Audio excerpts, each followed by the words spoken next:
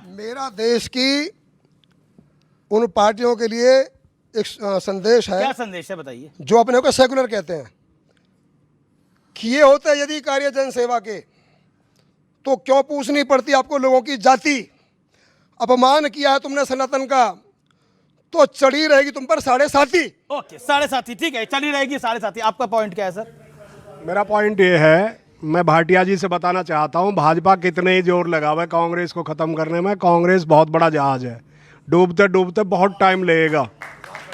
दूसरी बात, मतलब आप कह रहे हैं डूब रही है, पर हाँ डूब रही है, लेकिन डूबने में बहुत समय लगेगा।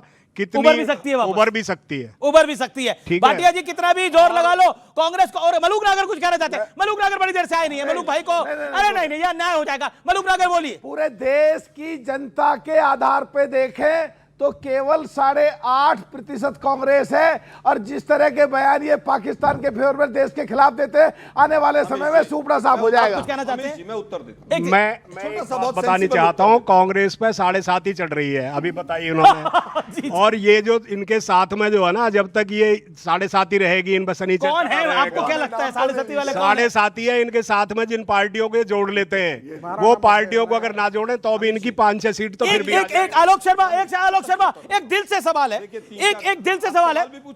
बिल्कुल, एक दिल से मेरा सवाल है। देखिए, कांग्रेस इस देश की प्राइम ऑपोजिशन पार्टी है। कांग्रेस को एक नेचुरल बेनिफिट मिलता है, जब बीजेपी अगर कमजोर होगी तो एक नेचुरल बेनिफिट मिलेगा, इसमें कोई दो राय नहीं है। इस देश के कई बड़े राज्यों में, यूपी में कांग्रेस कई वर्षों से नहीं आई है, बिहार में कई वर्षों से नहीं आई है, बंगाल में तो बहुत सारे वर्षों से नहीं आई है। कब लगभग 40 साल हो चुके हैं, 40-45 साल हो गए। यूपी में भी लगभग 40 साल ही हो चुके हैं। बिहार में स्थिति ऐसी है। दिल्ली में एक टाइम में आपकी 3-3 बार यहां पे सरकार रिपीट हुई, 2-2 बार सरकार रिपीट हुई, लेकिन उसके बाद आप वापस नहीं आ पाए, शून्य पर है। क्या आपको लगता नहीं है कांग्रेस का लेफ्टीकरण कांग्रेस को डैमेज कर रहा है? और जो कांग्रेस के लिए बोलता है, मैं नाम कोट करूंगा, नाना पटोले जैसे नेता, जो कांग्रेस के लिए बोलता है वो टारगेट हो जाता है, कांग्रेस के भीतर भी, कांग्रेस के बाहर भी। सीधी सी बात है मेरा। देखिए, देयर इज अ प्रॉब्लम। एक अभी सुने नहीं, देखिए, मैं पर्सनल किसी पे नहीं बात करता, लेकिन एक अभी it is a very important question. पूर्व केंद्रीय मंत्री थे, 10 साल से सांसद थे बिहार में। उन्होंने अडानी का एक भ्रष्टाचार सामने उजागर किया, पार्टी से बाहर कर दिया। वो भूल गए आप? आर.के. सिंह नाम था जिन्होंने थ्योरी दी थी वो, लेकिन उनको पार्टी से बाहर कर दिया गया। हाँ, पार्टी में कमियां हो सकती हैं, अमीश भाई की बात से मैं सहमत हूं, इसमें कहीं कोई दो राय नहीं। लेकिन सब कुछ कांग्रेस से अपेक्षा की जा रही है कि कांग्रेस ऐसा नहीं कर रही, कांग्रेस। अरे भाई, कल ही कनाडा की सरकार ने कहा लॉरेंस बिश्नोई गैंग को सरकार चला रही है। हमारे विदेश मंत्रालय का एक बयान नहीं, कोई रिवर्ट नहीं है। अब आपने कहा महाराष्ट्र में ये हो गया, फलाना ये हो गया। महाराष्ट्र में लोकसभा 1 साल पहले था, 1.25 साल पहले कांग्रेस की ज्यादा सीटें थी बीजेपी की। कांग्रेस की इतना जल्दी चौड़ा भीड़ा नहीं होना चाहिए इंसान को। पिछले लोकसभा के चुनाव में ही हमने बीजेपी से बेहतर प्रदर्शन किया है। समय बदलता रहता है, और उसके बाद वोट चोरी हुई। जब लोकसभा में बीजेपी का सुपड़ा साफ हो गया। एक सेकंड, फिर भी आप कह रहे हैं इलेक्शन कमीशन खराब है। लोकसभा में क्या हमने अच्छा प्रदर्शन किया? मेरा क्वेश्चन है सारे अपोजिशन लीडर से। लाइक आपने कहा कि लिस्ट चाहिए हमको, लिस्ट किससे चाहिए? पाकिस्तान से? कितने राफेल गिरे? आप लिस्ट किसकी मानते हो? आपकी आर्मी आपको लिस्ट देती है, आपकी गवर्नमेंट आपको लिस्ट देती है, आपको नहीं माननी। आपने कहा गद्दार कौन है? मतलब आपके हिसाब से हर वो इंसान गद्दार है जो बीजेपी को वोट दे, जो मतलब जैसे इलेक्शन कमीशन ने कहा कि ऐसा किसी ने नहीं बोला।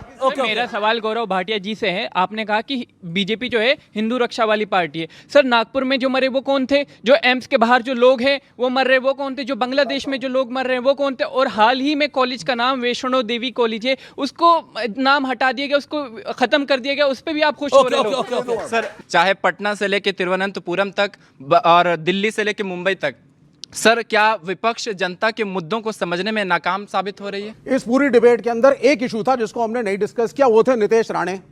उस चीज का समर्थन किया गौरव भाटिया जी ने।